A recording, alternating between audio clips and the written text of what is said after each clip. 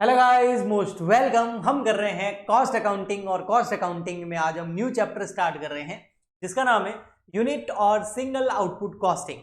ये चैप्टर बहुत इंपॉर्टेंट है क्योंकि इसके अंदर हम कॉस्ट शीट बनाना सीखेंगे और कॉस्ट शीट अपने आप में कॉस्ट अकाउंटिंग का सबसे इंपॉर्टेंट टॉपिक होता है क्योंकि एग्जाम में कॉस्ट शीट का एक बड़ा क्वेश्चन आता है ज्यादा नंबर का।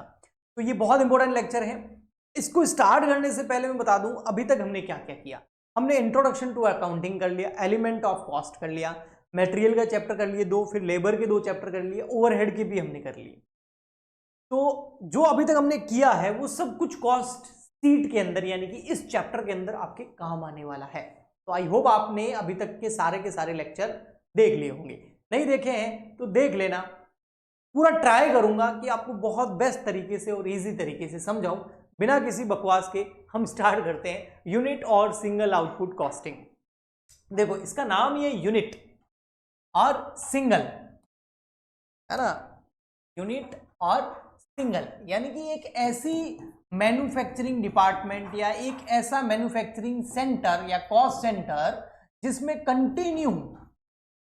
कंटिन्यू मैन्युफैक्चरिंग चल रही है किसी एक प्रोडक्ट की, और हम चाहते हैं कि वो जो प्रोडक्ट बन रहा है उसकी पर यूनिट हमको कॉस्ट पता चल जाए। पर यूनिट क्या पता चल जाए? कॉस्ट पता चल जाए उस प्रोडक्ट की। तो उसके लिए हम बनाते हैं कॉस्ट शीट।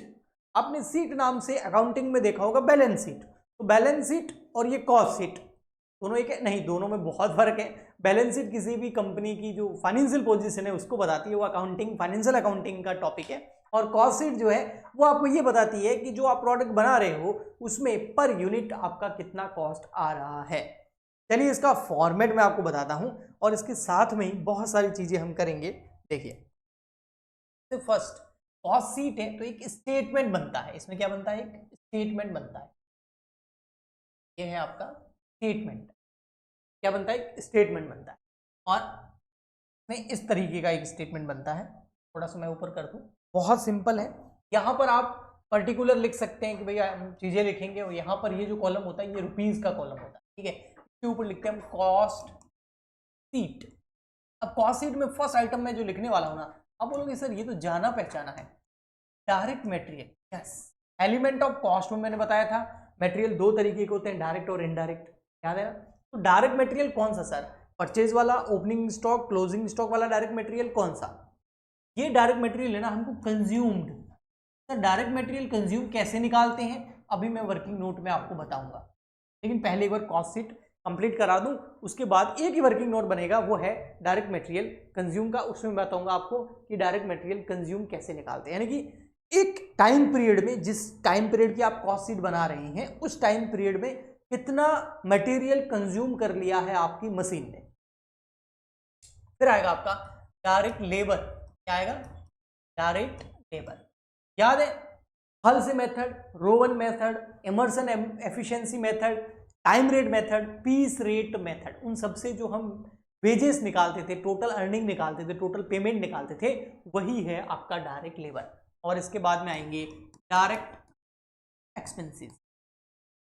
इन सब का नाम डायरेक्ट है क्योंकि ये डायरेक्टली किससे रिलेटेड होते हैं? मैन्युफैक्चरिंग से रिलेटेड होते हैं, प्रोडक्शन से रिलेटेड होते हैं।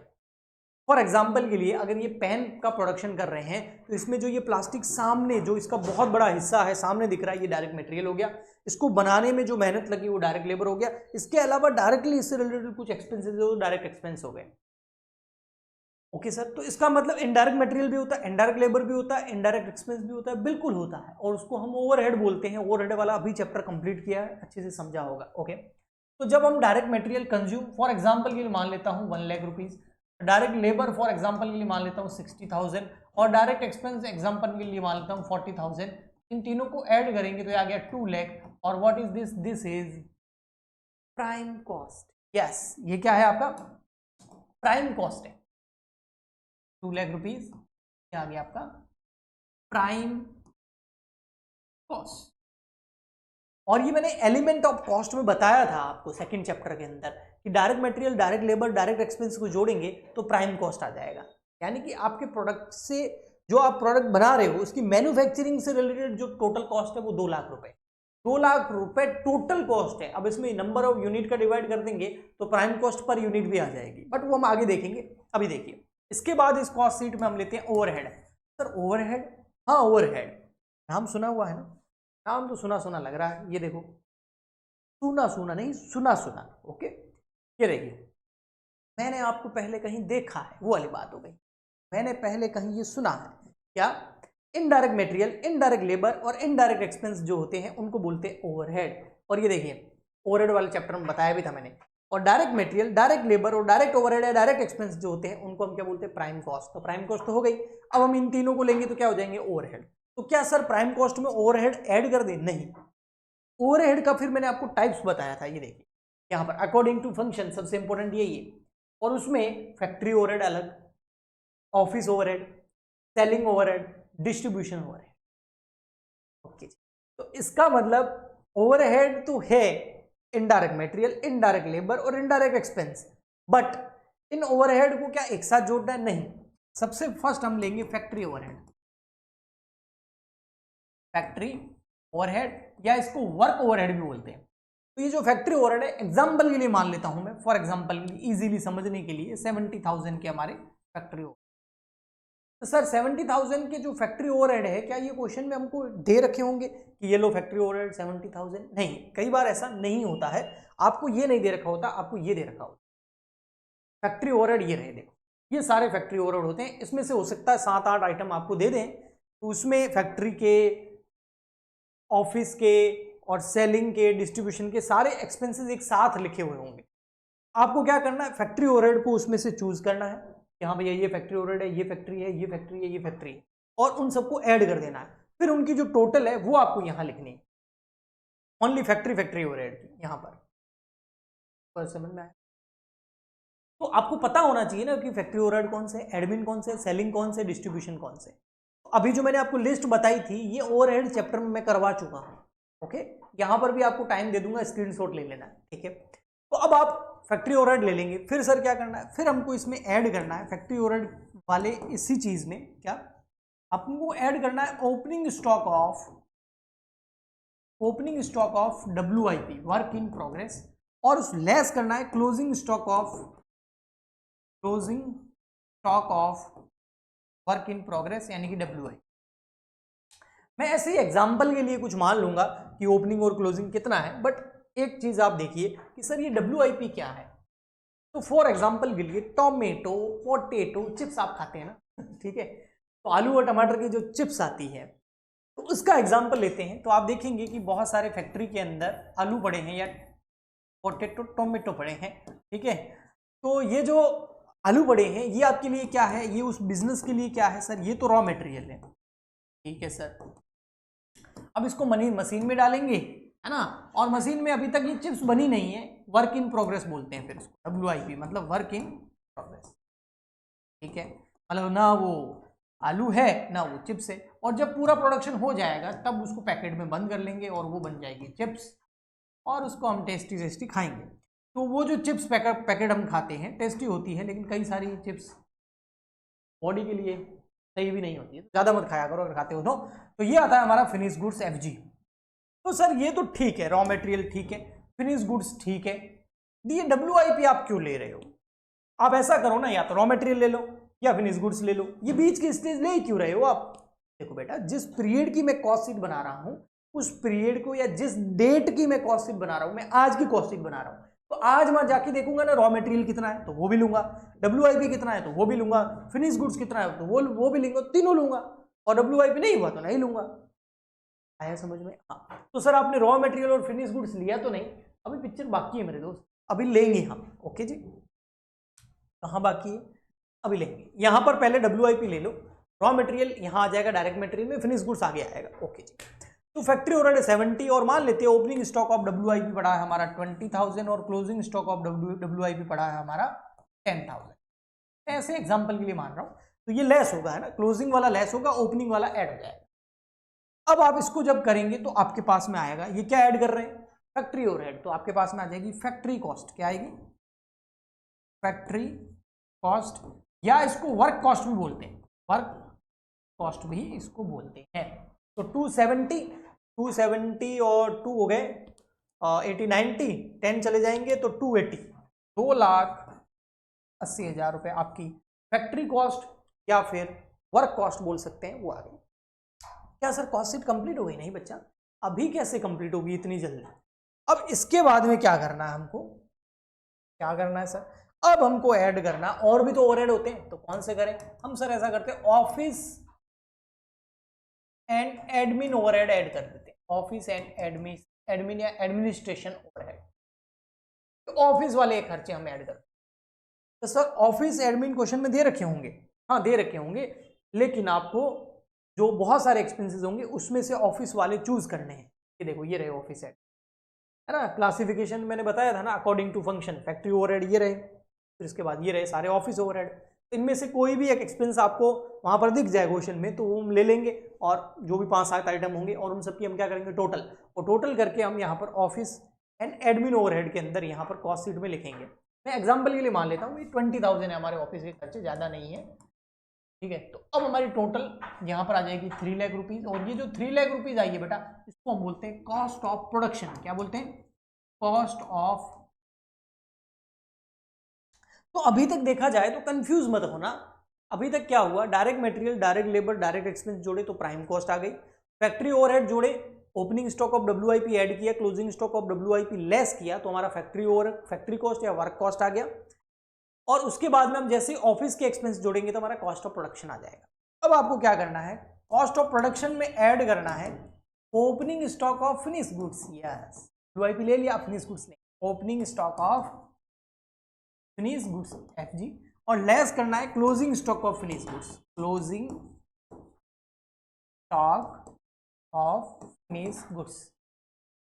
Opening stock of finish goods example के लिए हम मान लेते हैं 30,000, और closing stock of finish goods मैं एग्जांपल के लिए मान लेता हूँ, चलो जी, और क्या माने 10,000 या 12,000 मान लेते हैं, 12,000 हो गए। तो ये लेस कर दो। अब आपके सामने क्या आएगा सर, सबसे पहले अमाउंट देख लो, 3,30,000, और उसमें से 12,000 हम लेस कर देंगे तो आ जाएगा 3,18,000, 3,18,000। कैलकुलेशन देख लेना बेटा, ऊपर नीचे नहीं होगा ना। अब ये 3,18,000 क्या आएगा सर, ये तो कॉस्ट ऑफ प्रोडक्शन में जब opening stock of finish goods और closing stock of finish goods के एडजस्टमेंट करेंगे तो आएगा हमारे पास COGS, cost of goods sold. ये तो हम फाइनेंशियल अकाउंटिंग में निकालते थे COGS, याद है, बहुत सारे चैप्टर में हम निकालते हैं। तो ये आ गया आपका COGS, cost of goods sold. अब इस कॉस्ट ऑफ गुड्स सोल्ड के अंदर लास्ट हम ऐड करेंगे एक साथ सेलिंग एंड डिस्ट्रीब्यूशन ओवरहेड। मैंने वैसे सेलिंग और डिस्ट्रीब्यूशन ओवरहेड की लिस्ट अलग बनाई थी, लेकिन आपको दोनों को जोड़ के यहाँ पर लिखना है। OH मतलब overhead. Selling and distribution overhead की भी लिस्ट ये रही आपके सामने, ये देखो, ये सबसे पहले फैक्ट्री ओवरहेड की लिस्ट, फिर ये रही आपको ऑफिस ओवरहेड। स्क्रीनशॉट लेना चाहो तो ले लो, देखो अगर आपको पहले नहीं लिया है तो, ठीक है। ये रहा आपका ऑफिस, ले लिया स्क्रीनशॉट, ये रहा आपका डिस्ट्रीब्यूशन, और ये रहा देखो सेलिंग, वो रहे ऑफिस, ये रहे सेलिंग, और ये रहे डिस्ट्रीब्यूशन। तो सेलिंग और डिस्ट्रीब्यूशन दोनों को एक साथ लिखना होता है, तो इनमें से जो भी एक्सपेंसेस हमको क्वेश्चन में दे रखे होंगे उनकी हम टोटल करेंगे और यहाँ पर लिख देंगे। और फॉर एग्जाम्पल के लिए मैं ऐसे ही मान लेता हूँ कि ये है आपका 22,000, तो टोटल आपकी यहाँ पर कॉस्ट आ जाएगी, टोटल कॉस्ट बोलते हैं, क्या बोलते हैं, टोटल कॉस्ट कितनी हो जाएगी, ये हो जाएगी 3,40,000, 3,40,000, 3,40,000 क्या हो गई आपकी टोटल कॉस्ट आ गई। तो अभी तक बेटा हमने क्या क्या किया, एक बार वापस देखते हैं। टोटल कॉस्ट निकाल दी हमने direct material, direct labour, direct expense लिया, डायरेक्ट मटेरियल कंज्यूम लिया, तो हमारे पास प्राइम कॉस्ट आ गई। फैक्ट्री के खर्चे जोड़े, ओपनिंग WIP जोड़ा, क्लोजिंग लेस किया तो फैक्ट्री कॉस्ट या फर्क कॉस्ट आ गई। ऑफिस एडमिन जोड़ा तो कॉस्ट ऑफ प्रोडक्शन आ गई। ओपनिंग स्टॉक ऑफ FG जोड़ा, closing stock of FG less किया तो कॉस्ट ऑफ गुड्स सोल्ड आ गई। सेलिंग एंड डिस्ट्रीब्यूशन ओवरहेड जोड़े तो हमारे पास टोटल। अब इस टोटल कॉस्ट में हम क्या करेंगे सर, हम इसके अंदर प्रॉफिट जो है वो ऐड कर देंगे। तो मान लेते हैं भैया हमारा प्रॉफिट जो है वो 60,000 है, तो हमारी आ जाएगी सेल्स, तो यहाँ पर टोटल सेल्स हमारी आ गई कितनी, कॉस्ट में प्रॉफिट जोड़ेंगे तो सेल ही आएगी ना सर, वो आ गई 4। आपने तो बोला था सर कॉस्ट पर यूनिट निकालेंगे, हाँ निकाल सकते हैं कॉस्ट पर यूनिट। तो कॉस्ट है कितनी सर, 3,40,000 की कॉस्ट है, और टोटल यूनिट कितनी है हमारे पास, वो क्वेश्चन में गिवन होगी ना भाई कितने आइटम बना रहे हैं। तो मैं फॉर एग्जांपल के लिए मैं आपको टोटल यूनिट जो हमने प्रोड्यूस करी है ना, टोटल यूनिट वो आपको दे रखी है फॉर एग्जांपल के लिए, मान लिया 10,000, चलो 10,000 प्रोडक्ट बनाए, 340 में 10,000 का डिवाइड करोगे तो आ गया 340 रुपये पर यूनिट हमारी कॉस्ट आई। ऐसे कैसे 60,000 में 10,000 का डिवाइड करोगे तो प्रॉफिट पर यूनिट आ जाएगा कितना, 6 रुपये, सही है ना, 60 रुपये, प्रॉफिट कम ही जोड़ा है हमने, ओके। और सेल्स, ये क्या की सेल्स, सेल के अंदर अगर आप 4 लाख में 10,000 का डिवाइड करोगे तो आपका आ जाएगा,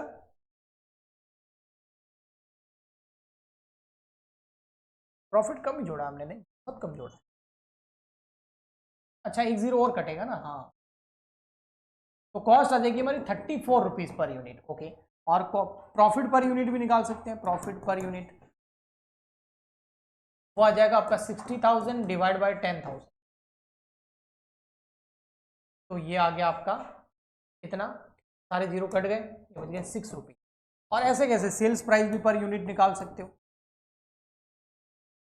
टोटल सेल कितनी है 4 लाख की, में डिवाइड कर दो आपका 10,000 का, 3 जीरो गए 3 जीरो गए, यहाँ पर गया 40 रुपये, तो आपका cost per unit 34, profit per unit 6, और कॉस्ट और प्रॉफिट को जोड़ते हैं तो देखो 40 हो रहा है ना।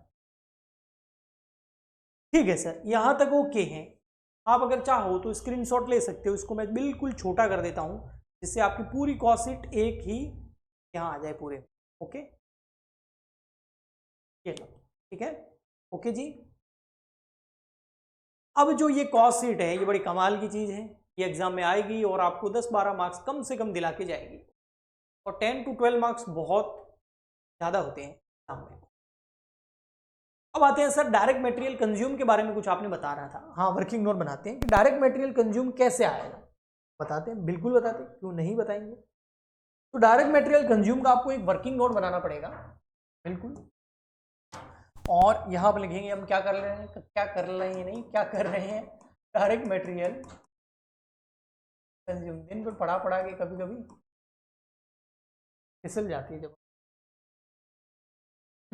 डायरेक्ट मटेरियल कंज्यूम, तो इसमें सबसे पहले हम लेंगे परचेज,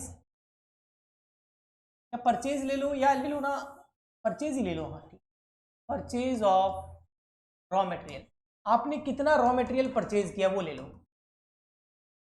ठीक है। हमने मान लेते हैं रॉ मटेरियल जो परचेज किया, वो किया हमने 1,60,000 का रॉ मटेरियल परचेज, ठीक है, 160 ज़्यादा हो रहा है तो कम कर देना, 1,20,000 का रॉ मटेरियल हमने परचेज, इसमें हम ऐड कर देंगे opening stock of raw material, opening stock of raw material का ओपनिंग स्टॉक इसमें ऐड कर देंगे, मान लेते हैं हमारा ओपनिंग स्टॉक जो है वो 30,000, और इसमें हम लेस कर देंगे closing stock of raw material, closing stock of raw material वो है मान लेते हैं हमारा 50,000। अब 120 प्लस 30 150, और 150 में 50 लेस करेंगे तो आ गया 1 लाख, तो ठीक है, ये मैंने 1 लाख यहाँ लिखा रॉ मटेरियल कंज्यूम, ठीक है यहाँ पर। लेकिन इस रॉ मटेरियल कंज्यूम के अंदर ना ऐड भी होता है कुछ, क्या ऐड होता है, मतलब ये रॉ मटेरियल कंज्यूम डायरेक्ट नहीं आता है, इसमें कुछ चीज़ें हम एडलेस भी करते हैं, वो क्या हम करते हैं, मैंने यहाँ जीरो मान लिया बट करते हैं, वो क्या है, एक्सपेंसेस ऑन परचेज, जैसे कैरीज इनवर्ड, कोई ऑक्ट्री है ना, टैक्स वगैरह लग गया हो रास्ते में, ये सब भी ऐड करते हैं, मैंने यहाँ जीरो लिखा है, यानी कि एक्सपेंसेस ऑफ परचेज, गुड्स को परचेज करके फैक्ट्री तक लाने के खर्चे हैं ना वो भी ऐड कर देंगे, और इसके अलावा कोई परचेज रिटर्न वगैरह वो लेस कर देंगे, उसके बाद हमारे पास यहाँ आएगा raw material consume, raw material consume, जी। तो यहाँ पर मैंने एग्जांपल में 1 लाख लिया है तो उस हिसाब से डेटा लेके मैं 1 लाख लेके आ गया हूँ, बाकी डिपेंड करता है आपके क्वेश्चन के ऊपर कि वो क्या देता है। कॉस्ट शीट हमने स्टार्ट कर दी है और कॉस्ट अकाउंटिंग हमारी बढ़िया चल रही है। आपने अगर चैनल सब्सक्राइब नहीं किया है ना तो ये आप गलत कर रहे हो मेरे साथ, फटाफट से आप अभी सब्सक्राइब करो चैनल सबसे पहले, क्योंकि यहाँ तक आप पहुँच गए इसका मतलब कंटिन्यू आप लेक्चर्स हमारे देख रहे हो, तो आपके सपोर्ट की बहुत ज़रूरत है। प्लीज़ ज़्यादा से ज़्यादा सब्सक्राइब करें, शेयर करें, लाइक करें, इस चैनल को हम मिलकर के एक अच्छे लेवल पे लेके जाएंगे। आज के लिए इतना ही, मिलते हैं नेक्स्ट लेक्चर में, तब तक के लिए good bye and thank you.